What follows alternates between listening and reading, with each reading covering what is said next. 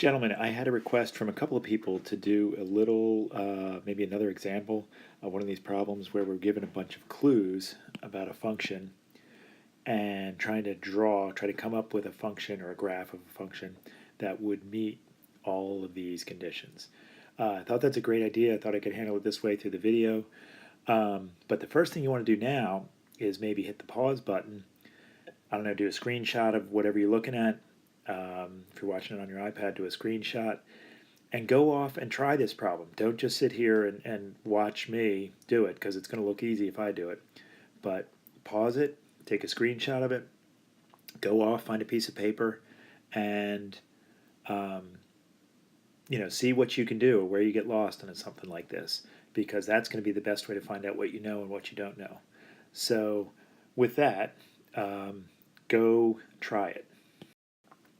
So I'm assuming you went and tried this problem now, and maybe you got something that you think is correct, in which case maybe you can just fast forward to the end of this thing and see if your graph looks like what I'm going to draw. Maybe you want to sit here and watch me go through it each step so I can draw my conclusions as I go. I would say this is very comparable to what you might see tomorrow, or I think this is you're probably gonna have to do some of this tomorrow, or maybe again on the second part on Friday. But anyway, let's get after it. First thing we want to do is realize that we're talking about an odd function here. So with this statement that f of x is odd, remember that means we have rotational symmetry. So for example, if we have something that goes up like this over here, we're going to have something that goes down like that over there. You could also say that if we have a point that we know is up here, let's say it's at the point 3, 2, then we would know, if it's an odd function, that we would also have a point down here that would have the coordinates -3, -2. Okay, so that's what an odd function does. Has rotational symmetry. But until we find out some more stuff, I'm going to take away this stuff, and then we'll see what else we have. Now, the next statement about the domain here. This means that x is allowed to be anything from -infinity up to 0. We're going to skip over 0 and go from 0 to +infinity, which means as far as our graph goes, our graph is going to exist everywhere on the x-axis except at x equals 0. So you've seen me do it in class. I think I'll go with my famous red line of death. I needed it to be a little thicker. Let's see if I can make that pencil be a little thicker. Maybe something like that. And make this red line of death. I don't think we're going to see anything happening in our graph right here along this vertical line where x is 0. Stuff can happen over here, stuff can happen over here, but nothing's going to be happening there. Now, let's get back to our picture here. Remember, +infinity is over here to the right, -infinity is down there. For our y values, -infinity is on the bottom, +infinity is on the right. We can put 0 right there. So let's check that as being completed. Now the range, this next statement, the range being from -infinity to -2 with a hard bracket, and then 2, ooh, you know what, I just realized that's a typo. I meant that to be a hard bracket here and a soft bracket there. I told you in class you can never have a hard bracket on infinity. So hopefully, for those of you who tried this thing, hopefully that wasn't a major snag for you. I wrote this up really quickly to try to put something together for you guys, so I apologize for that. But that should be a hard bracket on the 2 and a soft bracket on the infinity. So that means our y values are going to go from -infinity up to -2, and then go from 2 to +infinity. So it looks like we're going to have a gap there. So let's go back and say, all right, if we got -1, maybe -2, well, let's say that's -1. So 1 would be here and 2 would be there. That means our graph is going to exist entirely below -2 down here, and then it's going to exist again above +2. Okay, again, -infinity to -2 for y values, the range is the y values, and then 2 to infinity. All right, so we'll check that guy off. and we'll say we've got him. Now, this guy, bullet point 4, the limit as x approaches negative infinity of our function is negative infinity. So looking at this closely, this statement right here, as x goes to negative infinity, we're talking about x going toward negative infinity. So as we move to the left, our y values are heading towards negative infinity. So that means we've got a situation like this where we're coming down to the left.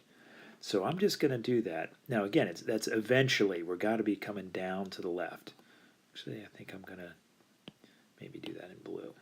Show our graph will be in blue. All right. Now, remember the first statement up here, that it's odd. So if we're going down to the left on the left, we must be going up to the right on the right. All right?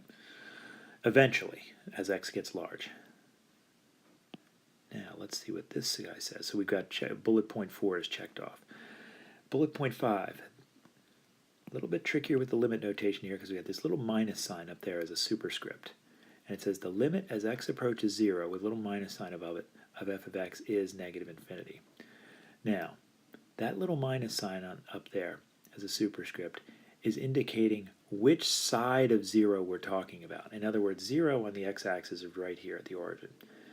When it has a minus sign above it to the right like that, we're talking about what's happening as we get towards 0 coming in from the left side, like this, coming in toward here. So this thing is saying as we come in toward x from the left side, our y values are going to negative infinity. So that means our graph, as we come in toward x from the left, our y values are going down. So we got to be going down that way. Had that had a little positive sign there, maybe I'll write that. If we had the limit as x approaches 0 with a plus sign above it, what would that mean? We don't have an answer for that yet because it wasn't given to us, but that would mean we'd be coming in towards 0 like this from the right side. So we're coming in here towards 0, but from the right side. Now, I just said that as we come in toward x from the left side, we're going down toward negative infinity. So as we come in toward x equals 0 from the left side, we're going to go down toward negative infinity. So why don't I just draw that and say, well, we've got to go down here. Now, let's remember this odd thing, because if we're going like that, we've got rotational symmetry, we've got to be going up over here, because remember, if we were to take this thing and rotate it, this part up here would fold over and become this part down here. It would rotate around the origin. We took this guy, rotated around 180 degrees, he'd be falling right under that guy. All right, got some more stuff. We'll put a check on that. And it looks like maybe we could finish this off with a positive infinity there, just kind of reinforcing the idea as x goes towards 0 from the right side, so as we're coming in here towards 0 from the right side, our y values are going up. Okay, let's check the next bullet point. F of x is increasing from negative infinity to negative 1, and then again from 1 to infinity. Now that means as you move to the right, we're going up. As we move to the right from negative infinity to negative 1, so from negative infinity all the way up until we get to negative 1, our graph should be going up. Well, that fits because here we are. As we move to the right, we're moving up. And it seems like that's going to stop when we get to negative 1. So why don't I put a tick mark on here and say, all right, let's call that negative 1. Ooh, this is starting to look good because maybe this thing's going to go up and turn around and go back down. We don't know yet because we haven't read that far ahead, but that looks like it might have a shot. Now, we didn't look at this other part. It's also increasing as x goes from 1 to positive infinity. So if we were to start at 1 and go to positive infinity, we'd have a y value that goes up.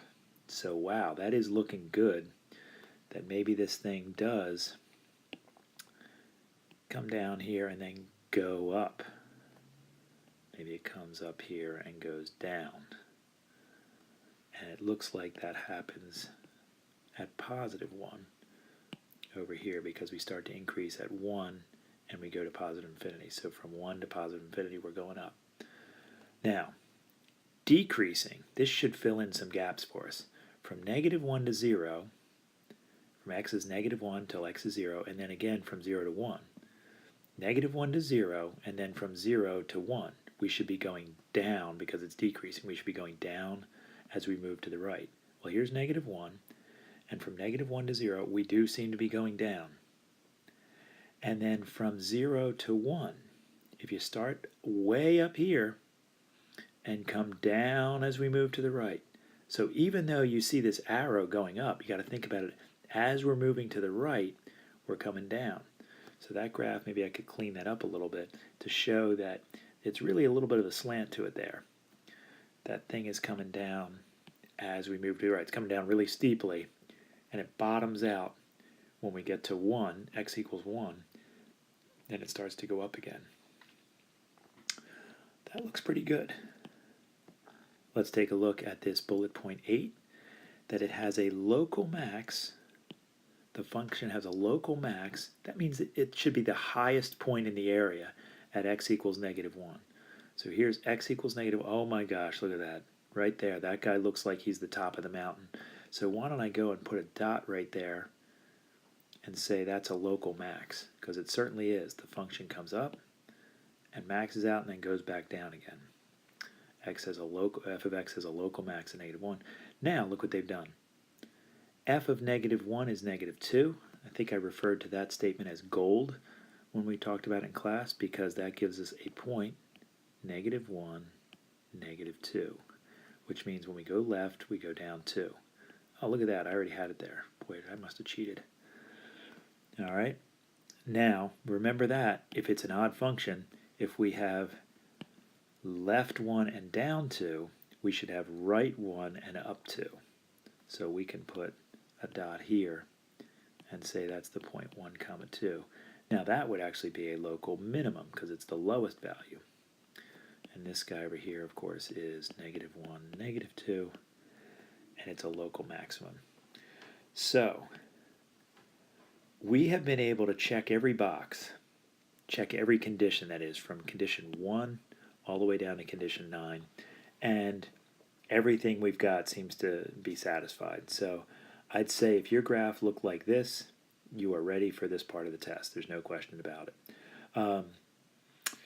All I can say is if you didn't get anything I got, I said right through it, I don't know, just run it back. Maybe something I said in the video might make a little bit more sense the second time you hear it or third time you hear it. Again, I apologize for this little typo that we had up here with the hard bracket, soft bracket issue on that range. I was just typing this too quickly to try to get it done at a reasonable hour so you guys would have time to look at this tonight. I'll be in tomorrow, 7:30. Don't expect a whole lot of help on last-minute questions because, it's the 11th. It'll be the 11th hour. There's not a whole lot of time to fix things at 7:30 in the morning when the test is going to start. I will let you know that if you're welcome to start the test a little early if you want. I don't think time's going to be an issue because it's broken into 2 parts. So best of luck with that, and hopefully this little review of determining what a graph would look like based on clues has helped. Oh, remember, homework's due tomorrow too. See ya.